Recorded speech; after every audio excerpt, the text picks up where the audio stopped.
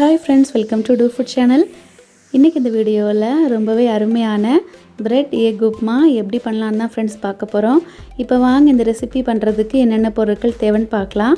Bread 8 துண்டுகள், எண்ணெய், கடுகு, சீரகம், இஞ்சி, வெங்காயம், தக்காளி, அதுக்கு அப்புறம் பச்சை மிளகாய், கேரட், கொடமிளகாய், உருளைக்கிழங்கு, வத்தல் தூள், மஞ்சள் தூள், நல்ல மிளகு தூள், முட்டை, உப்பு, அதுக்கு அப்புறம் கொஞ்சமா கொத்தமல்லி கீரை.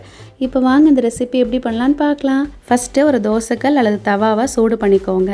சூடானதும் அதில் எண்ணெய் எதுவும் சேர்க்காம பிரெட் துண்டுகளை சேர்த்துருங்க. பிரெட் துண்டுகள் சேர்த்ததுக்கு அப்புறம் மிதமான தீயில வச்சுட்டு ரெண்டு பக்கமும் நல்லா ப்ரௌன் கலர் ஆகிற வரைக்கும் நல்லா டோஸ்ட் பண்ணி எடுத்துக்கோங்க. நான் இன்னைக்கு மொத்தமாக 8 பிரெட் துண்டுகள் எடுத்திருக்கேன். இந்த மாதிரி நம்ம டோஸ்ட் பண்ணி உப்மால சேர்த்தோன்னா பிரெட் வந்து தனித்தனியாக உதிராமல் இருக்கும், சாப்பிட்றதுக்கும் நல்லா இருக்கும். பாருங்கள், இந்த மாதிரி எல்லா பிரெட் துண்டுகளையும் டோஸ்ட் பண்ணி எடுத்துக்கிட்டேன். இப்போ நம்ம இதை கட் பண்ணிடலாம். உங்களுக்கு பெரிய பெரிய பீசஸாக வேணும்னா நீங்கள் அதை கூட சேர்த்துக்கலாம், இல்லைனா சின்னதாக கட் பண்ணி சேர்த்துக்கோங்க. நான் எனக்கு இந்த மாதிரி தான் எல்லாத்தையும் கட் பண்ணி சேர்க்க போகிறேன். அடுத்தது ஒரு கடாய் எடுத்துக்கோங்க. அதில் 2 டேபிள் ஸ்பூன் அளவுக்கு தேங்காய் எண்ணெய் சேர்த்துக்கோங்க. எண்ணெய் சூடானதும் அதில் 1/2 டீஸ்பூன் கடுகு சேர்த்துடலாம். 1/2 டீஸ்பூன் சீரகம் சேர்த்துடலாம். ஒரு சின்ன துண்டு இஞ்சி நல்லா பொடியாக நறுக்கி சேர்த்துடலாம். அது கூடவே ஒரு பெரிய வெங்காயத்தை நல்லா பொடியாக நறுக்கி சேர்த்துக்கோங்க. கொஞ்சமாக கருவேப்பிலையும் சேர்த்துடலாம். இது எல்லாத்தையும் சேர்த்ததுக்கப்புறம் நல்லா வதக்குங்க. மிதமான தீயில வச்சுட்டு வெங்காயம் நல்லா பொன்னிறம் ஆகிற வரைக்கும் நல்லா வதக்குங்க. வெங்காயம்லாம் வதங்கினதுக்கப்புறம் இதில் 2 பச்சை மிளகாயை நல்லா நறுக்கி சேர்த்துடலாம்.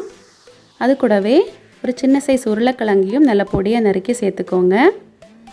ஒரு சின்ன சைஸ் கேரட், ஒரு கொடமிளகாய், இதெல்லாத்தையும் சேர்த்ததுக்கப்புறம் நல்லா வதக்குங்க. ஒரு 3 நிமிஷத்துக்கு நல்லா வதக்குங்க. நீங்கள் இது கூட பச்சை பட்டாணி, முட்டைக்கோஸ்லாம் கூட சேர்க்கலாம், நல்லாயிருக்கும். காய்கறி எதுவும் சேர்க்காம கூட உப்புமா பண்ணலாங்க. ரொம்ப சிம்பிளாக இருக்கும். காய்கறிலாம் சேர்த்து நம்ம இதை பண்ணோன்னா நம்ம உடம்புக்கு ரொம்ப ஆரோக்கியம். அதுக்கு தான். இப்போது காய்கறியெல்லாம் நல்லா வதங்கினதுக்கப்புறம் ஒரு பெரிய சைஸ் தக்காளியை நல்லா பொடியாக நறுக்கி சேர்த்துடலாம்.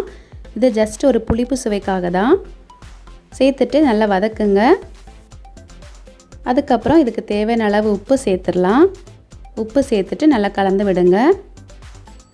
காரத்துக்காக 2 டீஸ்பூன் அளவுக்கு காஷ்மீரி வத்தல் தூள் சேர்த்துக்கிறேன். நீங்கள் இதுக்கு பதிலாக சாதாரண வத்தல் தூள் கூட சேர்க்கலாம். 1/4 டீஸ்பூன் மஞ்சள் தூள் சேர்த்துடலாம். சேர்த்துட்டு நல்லா கலந்து விடுங்க. இப்போது காய்கறி எல்லாம் நல்லா வேகிறதுக்காக 1/4 கப் அளவுக்கு தண்ணி சேர்க்கலாம். ரொம்ப சேர்க்க வேண்டாம்.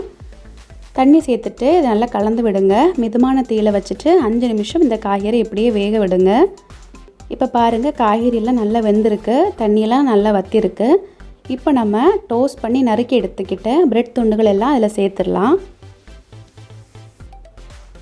பிரெட் துண்டுகள் எல்லாம் சேர்த்ததுக்கப்புறம் இதை லைட்டாக மிக்ஸ் பண்ணி விடுங்க.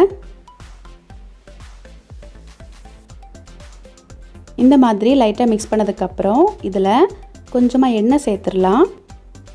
அது கூடவே கொஞ்சமாக உப்பு, கொஞ்சமாக நல்ல மிளகு சேர்த்துட்டு நல்லா கலந்து விடுங்க. இப்போ இதில் முட்டை சேர்த்துடலாம். நான் இன்றைக்கி 2 முட்டை தாங்க சேர்த்துருக்கேன். உங்களுக்கு விருப்பம்னா 2லேருந்து 5 முட்டை வரைக்கும் சேர்க்கலாம்.